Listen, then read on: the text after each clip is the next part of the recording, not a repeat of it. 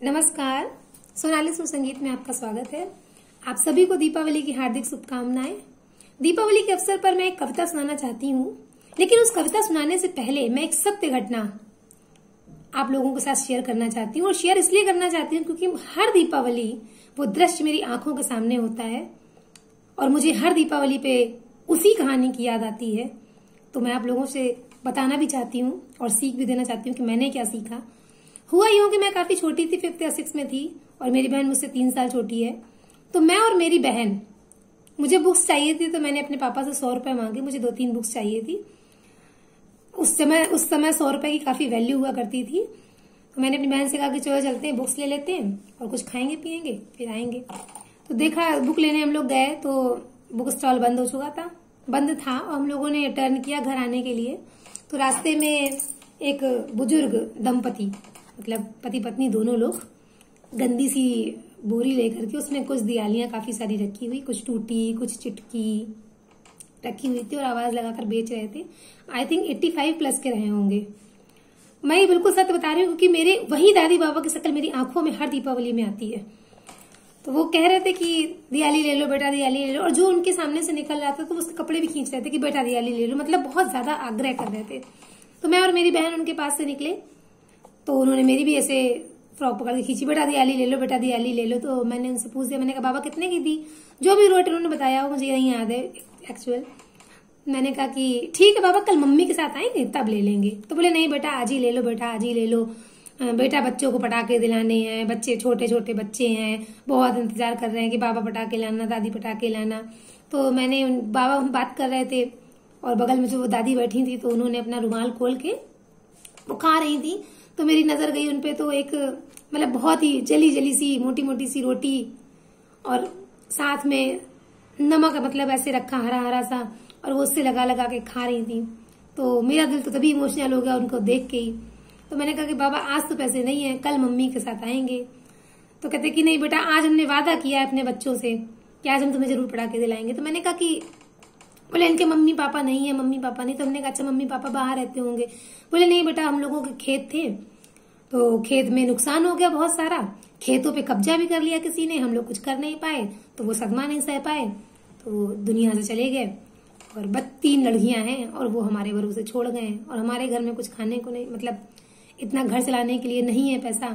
और आज 4 दिन से बच्चे पीछे पड़े हैं कि बेटा बाबा दियाली बेच के पटाखे ले आना, बाबा दियाली बेच के पटाखे ले आना, और अगर आज पटाखे लाके नहीं दिए तो उनका बहुत दिल टूट जाएगा। तो मैंने और मेरी बहन ने दोनों ने एक दूसरे का फेस देखा और कहा कि बाबा 100 रुपए की दियाली दे दो। तो बाबा ने बड़ी खुशी से कहा 100 रुपए की? हमने कहा हाँ 100 रुपए की दे दीजिए।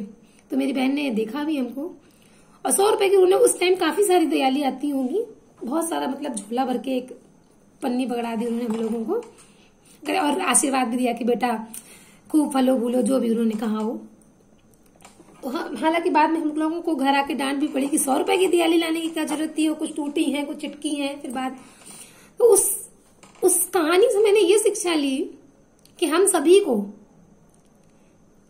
स्पेशली जो मतलब ये सड़क पे लगाए रहते हैं, दियाली है, खील गट्टा है या जो भी है, उनसे जरूर खरीदना चाहिए। आज के जमाने में देखिए लोग उन सबको छोड़कर मॉल में खरीदते हैं, बड़ी बड़ी शॉप पे खरीदते हैं। तो अगर आप बड़ी शॉप पे नहीं भी खरीदेंगे, मॉल पे नहीं भी खरीदेंगे, तो उनको इतना लॉस नहीं होगा जितना कि जिस आज से वो बैठे रहते हैं बुजुर्ग या जो भी। तो वो इसलिए बैठते हैं क्योंकि वो अपने किसी से वादा करके हो सकता आए हो अपने बच्चों से कि हमें आज पटाखे दिलाने हैं या हमको आज नए कपड़े दिलाने हैं। तो उनका वादा कैसे पूरा होगा? तभी पूरा होगा जब हम लोग कुछ खरीदेंगे। और वो दादी बाबा मुझे हर दीपावली में याद आते हैं। और मेरी आदत है कि मैं दीपावली में या कहीं कभी भी कोई भी सामान लेती हूँ, स्पेशली अगर कोई बुजुर्ग होगा तो वो मैं उनसे जरूर लेती हूँ। तो मैं आप लोगों से भी विनम्र निवेदन कर रही हूँ कि कुछ सामान जो सड़क पर बेचते हैं उनसे भी ले लिया करिए, क्योंकि उनके भी घर बच्चे हैं और वो भी किसी से वादा करके ही बेचते हैं कि बेटा अगर आज बिका तो तुम्हारे कपड़े आएंगे। कि जैसे हम लोग अपना त्योहार मनाते हैं, ऐसे गरीबों को भी अपना त्योहार मनाने का हक है, और गरीब तभी त्योहार मना पाएंगे जब हम लोग उनसे कुछ खरीदेंगे। तो मेरी कविता इसी पर है कि एक गरीब की दीपावली। तो चलिए फिर शुरू करते हैं। कि बच्चे मेरे फुलझड़ियों को तरस गए दिवाली में। जाने किसकी हाय लग गई खेतों की खलिहाली में, खेतों की हरियाली में। दिल की बात बताएं कैसे, दिल की बात बताएं कैसे, बिजली गिरने वाली थी और रोटी की लड़ रहे लड़ाई, उस पर भी दिवाली थी। कि एक दिन पहले का है किस्सा, हंसकर भूखा सोया था। एक दिन पहले का है किस्सा, हंसकर भूखा सोया था। और चेहरा ताक रहे थे बच्चे, तन्हाई में रोया था। चेहरा ताक रहे थे बच्चे, तन्हाई में रोया था। निरुपाय था काम ना आया, निरुपाय बेचारा मतलब निरुपाय था काम ना आया। अपनी ही खुशहाली में बच्चे मेरे तरस गए फुलझड़ियों को दिवाली में। आगे 4 लाइन सुनाती हूँ। कि किसी तरह बस निपटाई थी वह बदरंगी होली, किसी तरह बस निपटाई थी वह बदरंगी होली। खेत बिका तब उठ पाई थी बड़ी बिटिया की डोली। और ऊसर वाले सूखे खेतों की है सींच चुकानी। और चिंता चिता बन रही मेरी बूढ़ी हुई जवानी। कि चिंता चिता बन रही मेरी बूढ़ी हुई जवानी।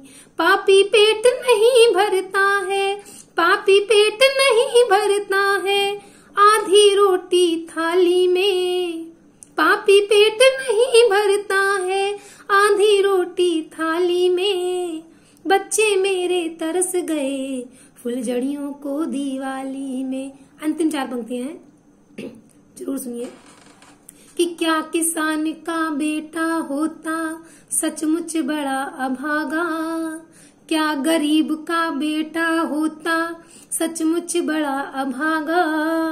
बरसों बीते आजादी के भाग्य न अब तक जागा। कि बरसों बीते आजादी के भाग्य न अब तक जागा। महंगाई बढ़ रही आय का कोई पुरसा हाल नहीं। महंगाई बढ़ रही आय का कोई पुरसा हाल नहीं। और खड़े हुए हम कुरुक्षेत्र में हाथों में है ढाल नहीं। कि खड़े हुए हैं कुरुक्षेत्र में हाथों में है ढाल नहीं। कि नेताजी के बच्चे घूमे, नेताजी के बच्चे घूमे कुल्लू और मनाली में। नेताजी के बच्चे घूमे कुल्लू और मनाली में। बच्चे मेरे तरस गए फुलझड़ियों को दिवाली में। कि बच्चे मेरे तरस गए फुलझड़ियों को दिवाली में।